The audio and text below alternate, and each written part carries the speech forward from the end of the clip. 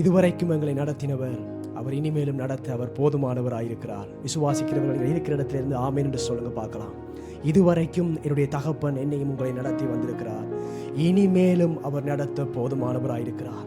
அப்படிப்பட்ட ஒரு சர்வ வல்லமை உள்ள தேவனை நானும் நீங்களும் ஆராதித்து வருகிறோம். விசுவாசிக்கிறவர்கள் ஆமென் என்று சொல்லுங்க. கர்த்தர் நல்லவர். உங்களுடைய வாழ்க்கையிலே பெரிய காரியங்களை, நன்மையானவைகளை என்னுடைய தகப்பன் உங்களுடைய வாழ்க்கையிலே செய்வாராக. நாங்கள் வாசிப்போம் யாக்கோபு 1வது அதிகாரம் 17வது வசனத்தை. நன்மையான இந்த வரமும் பரத்திலிருந்து உண்டாகி சோதிகளின் பிதாவிடத்திலிருந்து இறங்கி வருகிறது, அவரிடத்தில் யாதொரு மாறுதலும் யாதொரு வேற்றுமையும் நிலமில்லை. ஆமென், ஆமென், ஆமென். விசுவாசிக்கிறவர்கள் ஆமென் என்று சொல்லுங்க. இங்கே இந்த வசனம் சொல்லுகிறது, நன்மையான எந்த ஈவும் பூரணமான எந்த வரமும் ஜோதிகளின் பிதாவினிடத்திலிருந்து இறங்கி வருகிறது, அவரிடத்தில் யாதொரு மாறுதலும் யாதொரு வேற்றுமையின் நிழலும் இல்லை என்று சொல்லி வேதம் சொல்லுகிறது. நன்மையான எந்த ஈவும், உங்களுடைய வாழ்க்கையிலே எல்லா நன்மைகளுமே நம்முடைய பிதாவாகிய அப்பா, நாங்கள் ஆராதிக்கிற நம்முடைய தேவனிடத்தில் இருந்து அது இறங்கி வருகிறது என்று சொல்லி வேதம் சொல்லுகிறது. எனக்கு பிரியமான அன்பு தேவனுடைய பிள்ளைகளே, உங்களுடைய வாழ்க்கையிலே என்னுடைய தகப்பன் நன்மைகளை மாத்திரம் செய்கிறவராய் இருக்கிறார். அவர் நன்மை செய்கிற தகப்பன், நன்மை செய்கிற ஆண்டவரை நானும் நீங்களும் ஆராதிக்கிறோம். அவர் உங்களுடைய வாழ்க்கையிலே நன்மை செய்கிறவராய் இருக்கிறார். செய்தியை கேட்டுக்கொண்டிருக்க உங்களுடைய வாழ்க்கையிலே நன்மைகள் நடப்பதாக என்று சொல்லி நான் பேசுகிறேன். உங்களுடைய வாழ்க்கையில நீங்க நன்மைகளை பார்க்க போறீங்க. விசுவாசிக்கிறவர்கள் ஆமென் என்று சொல்லுங்க பார்க்கலாம். ஏன் என்று சொன்னால், நாங்கள் நன்மை செய்கிற ஒரு ஆண்டவரை நானும் நீங்களும் ஆராதிக்கிறோம். எனக்கும் உங்களுக்கும் நன்மை செய்கிறவரை நானும் நீங்களும் ஆராதிக்கிறோம். அவரிடத்தில் எந்த விதமான ஒரு தீமையும் இல்லை என்று சொல்லி வேதம் சொல்லுகிறது. அவரிடத்தில் யாதொரு மாறுதலும் யாதொரு வேற்றுமையின் நிழலும் இல்லை என்று சொல்லி வேதம் சொல்லுகிறது. ஆகவே நம்முடைய தேவன் நமக்கு நன்மை செய்கிறவராயிருக்கிறார். விசுவாசித்தால் ஆமென் என்று சொல்லுங்க பார்க்கலாம். நீங்கள் ஆமென் என்று சொல்லுகிற பொழுது அந்த நன்மையை நீங்கள் பெற்றுக்கொள்வீர்கள். நீங்கள் நன்மையை சுதந்திரித்துக் கொள்வீர்கள். நீங்கள் நன்மையை பெற்றுக்கொள்வீர்கள். அவர் நன்மை செய்கிறவர், உங்களுடைய வாழ்க்கையிலே நன்மை செய்கிறவர், உங்களுடைய பிள்ளைகளுடைய வாழ்க்கையிலே நன்மை செய்கிறவர். அவரை ஆராதிக்கிற, அவரை நோக்கி பார்க்கிற அவருடைய பிள்ளைகளுடைய வாழ்க்கையிலே நன்மை செய்கிறவர் நம்முடைய ஆண்டவர். அவரிடத்தில் நன்மை மாத்திரமே இருக்கிறது. அவர் உங்களுடைய வாழ்க்கையை ஆசீர்வாதமாய் மாற்ற போதுமானவராய் இருக்கிறார். நீங்க உபத்திரவத்தில் இருக்கிறது, போராட்டத்தில் இருக்கிறது, பிரச்சனையில் இருக்கிறது அவருடைய விருப்பம் அல்ல. நீங்கள் நன்மையானவைகளை பெற்றுக்கொள்ள வேண்டும் என்று தேவன் விரும்புகிறார். எனக்கு பிரியமான அன்பு தேவனுடைய பிள்ளைகளே, இன்றைக்கு ஒரு சில தேவனுடைய பிள்ளைகளுடைய நினைப்பு என்னன்னு சொன்னா, சில நேரம் வியாதிகளை, பிரச்சனைகளை, போராட்டங்களை பார்க்கிற பொழுது, ஓ, இதை எனக்கு தேவன் அனுமதித்திருப்பாரோ, இந்த பிரச்சனையை தேவன் தான் எனக்கு அனுமதித்திருக்கிறாரோ, இந்த வியாதியை எனக்கு தேவன் தான் அனுப்பி இருக்கிறாரோ, என்ன ஒருவேளை இந்த வியாதியை கொடுத்து அவர் சோதிக்கிறார் போல, என்ன இந்த பிரச்சனை கூட அவர் நடத்தி என்ன சோதிக்கிறார் போல, இப்படி அநேகர் சொல்லுகிறதை நான் கேட்டிருக்கிறேன். எனக்கு பிரியமான அன்பு தேவனுடைய பிள்ளைகளே, நம்முடைய தகப்பனை குறித்து நீங்க நல்லா அறிந்து கொள்ளணும். தேவனை குறித்து அறிகிற அறிவிலே நீங்கள் பெருகணும். அதை அப்பா விரும்புகிறாரு. ஏனென்று சொன்னால், ஒரு மனிதன் தன்னை உண்டாக்கின சர்வ வல்லமை உள்ள தேவனை குறித்து அறிகிற பொழுது அவனுடைய வாழ்க்கை ஆசீர்வாதமாய் நன்மையாய் மாறுகிறது. நான் விசுவாசிக்கிறேன், நீங்கள் யாவரும் தேவனை அறிகிற அறிவிலே வாஞ்சை உள்ளவர்களாய் இருக்கிறீர்கள். அதனால்தான் அவரை நீங்கள் ஆராதிக்கிறீர்கள். அதனால்தான் அவருடைய சத்தியத்தை கேட்க இந்த இடத்துல கூடி இருக்கிறீர்கள் என்று சொல்லி நான் விசுவாசிக்கிறேன். நிச்சயமாய் உங்களுடைய வாழ்க்கையிலே நன்மையான காரியங்கள் நீங்க பார்ப்பீங்க. என்னால் அப்பாவினிடத்திலே நன்மைகள் உண்டு, அவரிடத்திலே ஆசீர்வாதங்கள் உண்டு. இன்றைக்கு ஏன் அநேகர் இன்னும் கஷ்டப்பட்டு கொண்டு, இன்னும் பிரச்சனைகளோடு, இன்னும் போராட்டங்களோடு, இன்னும் வறுமைகளோடு, ஏன் இன்னும் வியாதிகளோடு வாழ்ந்து கொண்டு இருக்கிறார்கள் சொன்னால், தேவனை குறித்ததான ஒரு அறிதல் அவர்களுக்கு இல்லை. அவர்கள் நினைக்கிறார்கள், தேவன் தான் இப்படி என்னை நடத்துகிறார், தேவன் தான் என்னை இந்த வியாதியை கொடுக்கிறார், தேவன் தான் எனக்கு இந்த கஷ்டத்தை கொடுக்கிறார் என்று சொல்லி அவர்கள் கஷ்டங்களோடும் வியாதிகளோடும் பிரச்சனைகளோடும் வறுமைகளோடும் வாழ பழகி கொண்டு விட்டார்கள். எனக்கு பிரியமான அன்பு தேவனுடைய பிள்ளைகளே, ஒருவேளை நீங்க அப்படிப்பட்ட நிலைமையில எப்படி இருப்பீங்கன்னு சொன்னால், இந்த செய்தியை கேட்டுக்கொண்டிருக்கிற இந்த நேரத்தில் உங்களை பார்த்து நான் சொல்லுகிறேன், என்னுடைய அப்பா அவர் உங்களுக்கு நன்மை செய்கிறவராயிருக்கிறார். அவர் உங்களுடைய வாழ்க்கையிலே நன்மைகளை மாத்திரமே செய்கிற ஒரு தகப்பனை நானும் நீங்களும் ஆராதிக்கிறோம். அவரிடத்தில் எந்த ஒரு தீமையும் இல்லை. அவர் உனக்கு தீமையை கொடுப்பவர் அல்ல. அவர் உனக்கு வியாதியை கொடுப்பவர் அல்ல. அவர் உனக்கு கஷ்டத்தை கொடுப்பவர் அல்ல. அவர் உனக்கு நன்மை செய்கிறவர். நீங்க நல்லா இருக்கணும்ன்றது அப்பா விரும்புறாரு.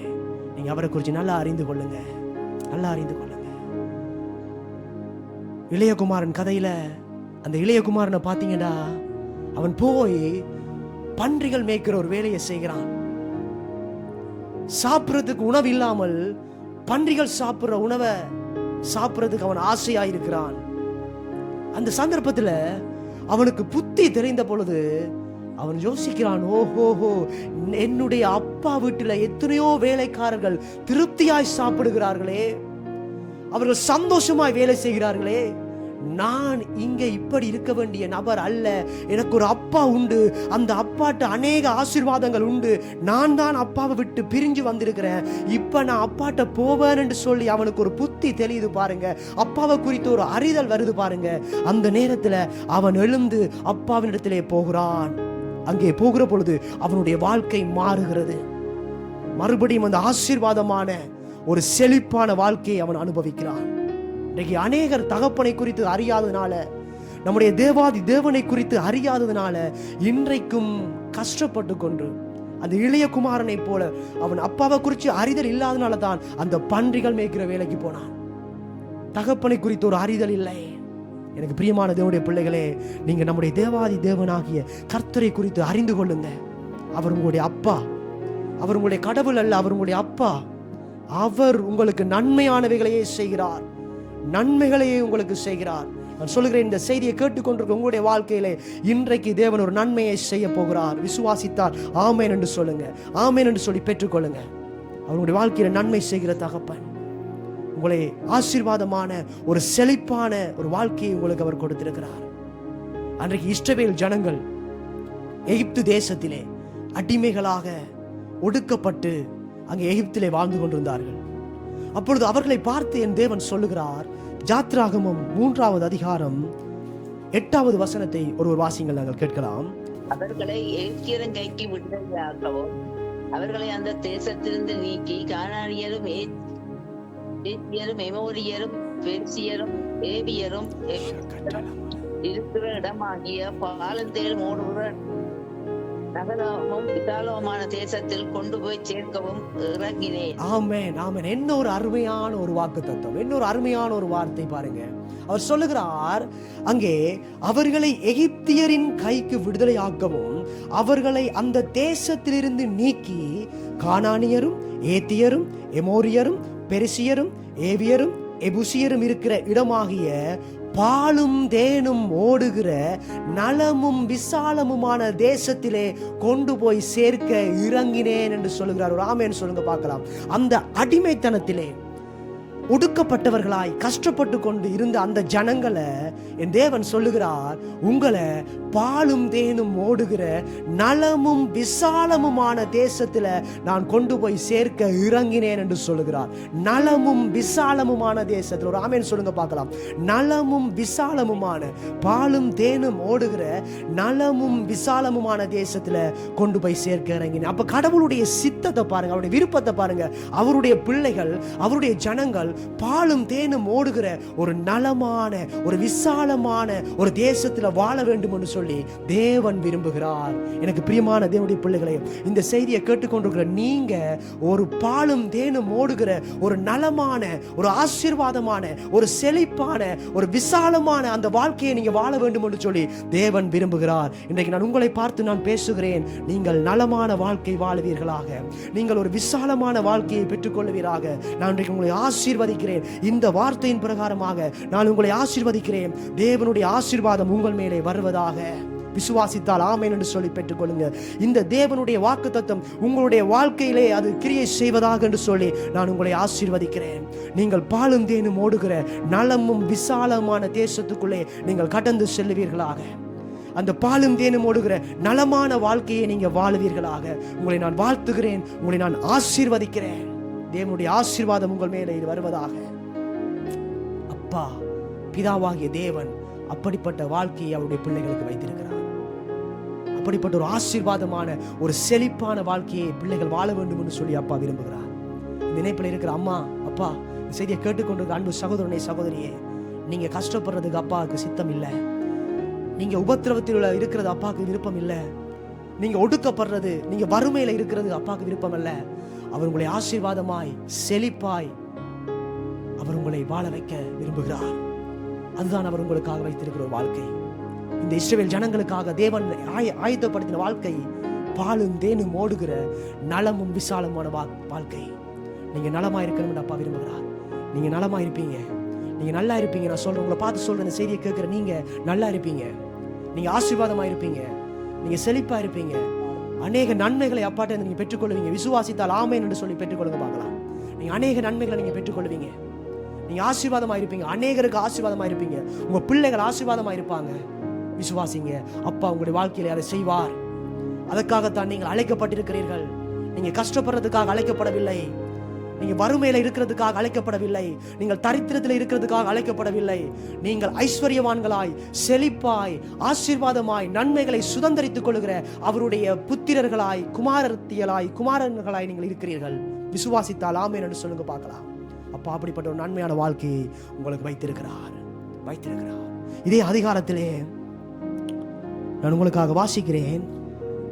21-22 வசனத்தை பாருங்க. அந்த அடிமைத்தனத்தில் இருந்த ஜனங்களை அங்க அடிமைத்தனத்தில் இருந்து அப்பா விடுதலையாக்கி கொண்டு வருகிற பொழுது 21 வசனம் சொல்கிறது, அப்பொழுது இந்த ஜனங்களுக்கு எகிப்தியரின் கண்களில் தயவு கிடைக்க பண்ணுவேன். நீங்கள் போகும்பொழுது வெறுமையாய் போவதில்லை. ஒவ்வொரு ஸ்திரியும் தன் அயலகாரிடத்திலும் தன் வீட்டில் தங்குகிறவரிடத்திலும் வெள்ளி உடைமைகளையும் பொன்னுடைமைகளையும் வஸ்திரங்களையும் கேட்டு வாங்குவாள். அவைகளை உங்கள் குமாரருக்கும் உங்கள் குமாரத்திகளுக்கும் தரப்பித்து எகிப்தியரை கொள்ளையிடுவீர்கள் என்றார். விசுவாசித்தால் ஆமென் என்று சொல்லுங்க பார்க்கலாம். நீங்க இந்த எகிப்தை விட்டு போகிற பொழுது நீங்க வெறுங்கையோட நீங்க போக மாட்டீங்க. வெள்ளி உடைமைகளையும் பொன்னுடைமைகளையும் வஸ்திரங்களையும் உடைமைகளை எல்லாம் நீங்க கொண்டு போவீங்க அப்படின்னு அப்பா ஆசீர்வதிக்கிறாரு பாருங்க. நான் சொல்றேன், நீங்க அடிமைத்தன வாழ்க்கையில இருந்து அப்பா உங்களை கொண்டு வரும் பொழுது உங்களை வெறுமையா கொண்டு வரல, வெறுங்கையோடு கொண்டு வரல. உங்களுக்கான பொன்னுடைமைகள், வெள்ளி உடைமைகள் எல்லாம் அப்பா உங்களுக்கு கொடுத்திருக்கிறார். விசுவாசித்தால் ஆமென் என்று சொல்லுங்க பார்க்கலாம். பொன் என்னுடையது, வெள்ளி என்னுடையது, எல்லாம் அப்பாவினுடையது. அப்பாவினுடைய ஆசீர்வாதம் அவருடைய பிள்ளைக்கு உரியதா இருக்கிறது. நீங்க எப்ப நான் அவருடைய பிள்ளை என்கிறத உணர்ந்து கொள்றீங்களோ, அவருடைய நாமத்தின் மேல் விசுவாசம் உள்ளவர்களாய் அவரை ஏற்றுக்கொண்டவர்கள் எத்தனை பேர்களோ அத்தனை பேர்களும் தேவனுடைய பிள்ளைகளாகும்படி அவர்களுக்கு அதிகாரம் கொடுத்தார். எப்ப உங்களுக்குள்ள ஒரு நான் அவருடைய குமாரன், நான் அவருடைய குமாரத்தி என்கிற ஒரு உரிமையோடு நீங்கள் அவரை பார்க்க ஆரம்பிக்கிறீங்களோ, அவருடைய அப்பா என்கிற அந்த ஒரு உரிமையோடு நீங்க பார்க்க ஆரம்பிக்கிறீங்களோ, அப்ப நீங்க இந்த ஆசீர்வாதங்களை சுதந்திரித்துக் கொள்ளுகிற சுதந்திரவாளிகளா நீங்க மாறுறீங்க. நான் சொல்றேன், இந்த செய்தியை கேட்டுக்கொண்டிருக்கிற நீங்க அவருடைய பிள்ளைகளா இருக்கிறீங்க. இதை நீங்க உணர்ந்து கொள்கிற பொழுது நீங்க அவரிடத்துல நன்மைகளை பெற்றுக் கொள்ளுவீங்க. அதை நீங்க சுதந்திரித்துக் கொள்ளுவீங்க. விசுவாசித்தால் ஆமென் என்று சொல்லுங்க பார்க்கலாம். நீங்க ஆசீர்வாதமா இருப்பீங்க. பொன் வெள்ளி எல்லாம் அப்பா கொடுத்து அனுப்புறாரு. நீங்க வெறுங்கையா போவதில்லை. அவர் சொல்றாரு பாருங்க, வெறுமையாய் போவதில்லை. நீ வெறுமையாய் போவதில்லை. இந்த செய்தியை கேட்க வந்திருக்கிற அன்பு சகோதரனே, சகோதரியே, நீ வெறுமையாய் போவதில்லை. நான் சொல்றேன், அப்பா உன்னை நிறைவாய் ஆசீர்வதிக்கிறவராயிருக்கிறார். இந்த செய்தியை கேட்டுக்கொண்டு இந்த நேரத்திலே நான் பேசுகிறேன். உங்களுடைய வாழ்க்கையிலே, உங்களுடைய குடும்பத்திலே ஆசீர்வாதங்கள் வருவதாக, நன்மைகள் பெருகுவதாக என்று சொல்லி நான் உங்களை ஆசீர்வதிக்கிறேன். தேவனுடைய ஆசீர்வாதமும் ஐஸ்வர்யமும் உங்கள் மீது வருவதாக என்று சொல்லி நான் பேசுகிறேன். கர்த்தர் நல்லவர். உங்களுடைய வாழ்க்கையில் அவர் நன்மை செய்கிறவராயிருக்கிறார். ஒருவேளை இந்த செய்தியை கேட்டுக்கொண்டு நீங்கள் வியாதியோடு இருக்கலாம், வேதனைகளோடு, பிரச்சனைகளோடு, போராட்டங்களோடு, வறுமையோடு, கடனோடு நீங்க இருக்கலாம். நான் உங்களை பார்த்து சொல்லுகிறேன், உங்களுடைய கடன்கள் எல்லாம் ரத்து செய்யப்படுவதாக, உங்களுடைய வறுமைகள் எல்லாம் மாறுவதாக இயேசுவின் நாமத்தினாலே. யாரெல்லாம் இந்த செய்தியை கேட்டு நீங்க விசுவாசிக்கிறீங்களோ, ஓ என்னுடைய அப்பா எனக்கு எல்லாவற்றையும் கொடுத்திருக்கிறார், என்னுடைய அப்பா எனக்கு தந்திருக்கிறார் என்று நீங்க யாரெல்லாம் விசுவாசிக்கிறீங்களோ, நான் சொல்றேன், இன்றோடு உங்களுடைய வாழ்க்கை மாறுகிறது. இன்றோடு உங்களுடைய வாழ்க்கையில வறுமை மாறுகிறது. விசுவாசித்தால் ஆமென் என்று சொல்லுங்க. உங்களுடைய வாழ்க்கையில கடன் மாறுகிறது. உங்களுடைய வாழ்க்கையில பிரச்சனைகள் மாறுகிறது. உங்களுடைய வாழ்க்கையில வியாதிகள் குணமடைகிறது. என்னுடைய தழும்புகளாலே நீங்கள் குணமானீர்கள் என்று சொல்லி சொன்னார். உங்களுடைய சரீரத்தில் இருக்கிற எல்லா வியாதிகளும் இயேசுவின் நாமத்தினாலே குணமடைவதாக என்று சொல்லி நான் பேசுகிறேன். சுகத்தை நான் பேசுகிறேன். அவருடைய ஜீவன் உங்களுக்குள்ளே கடந்து வருவதாக, தேவனுடைய ஜீவன் உங்களுக்குள்ளே கடந்து வருவதாக. அப்பா உங்களுடைய வாழ்க்கையில பெரிதான நன்மைகளை செய்வாராக. விசுவாசிக்கிறவர்கள் ஆமென் என்று சொல்லுங்க பார்க்கலாம்.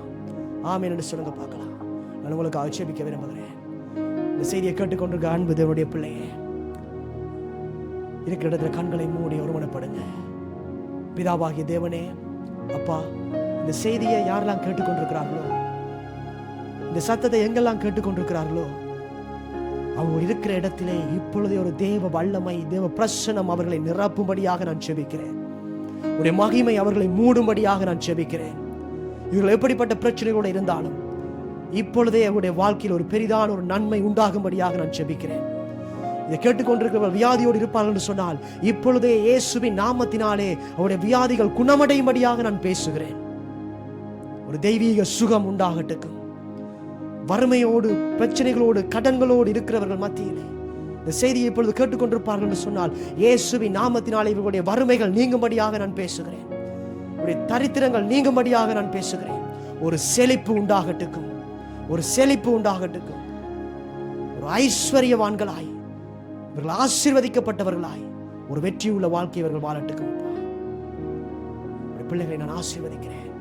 இந்த வார்த்தை இவர்களுடைய வாழ்க்கையில பெரிதான நன்மையை கொண்டு வரட்டுக்கும். அப்பா, நன்மையான எந்த ஈவும், பூர்ணமான எந்த வரமும் உம்மிடத்திலிருந்து இறங்கி வருகிறதப்பா. இதை கேட்கிற பிள்ளைகளுடைய வாழ்க்கையிலே ஒரு நன்மையை பார்க்கட்டும், ஒரு நன்மையை பார்க்கட்டும். இயேசுவின் நாமத்தினாலே உங்களை நான் ஆசீர்வதித்து ஜெபிக்கிறேன் நல்ல பிதாவே. ஆமென், ஆமென். God bless you.